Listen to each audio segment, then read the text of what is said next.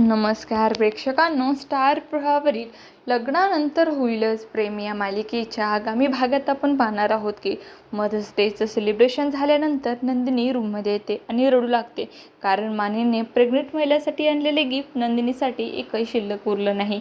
नंदिनी म्हणते, हाच नीतीचा संकेत आहे की मी कधीच आई होऊ शकणार नाही. तुम्ही मला प्रत्येक ठिकाणी सावरलत, मला आधार दिलात.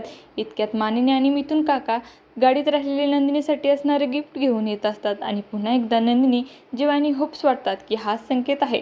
जीवाला नंदिनी म्हणते की माझी तुम्ही किती काळजी घेत आहेत, माझ्यासाठी तुम्ही फॉलिक ॲसिड आहात. तर जीवा, मला तुम्ही कधीही सोडून जाऊ नका, मला कायम तुम्ही माझ्यासोबत हवे आहात. त्यानंतर जीवासुद्धा म्हणतो की मी तुला कधीच सोडून जाणार नाही. तर अशा पद्धतीने नंदिनी आणि जीवा आनंदित होतात. असं काही आपल्याला या भागात पाहायला मिळणार आहे. तुम्हाला जर आपला व्हिडिओ आवडला असेल तर चॅनलला लाईक, शेअर आणि सबस्क्राईब करायला विसरू नका. धन्यवाद.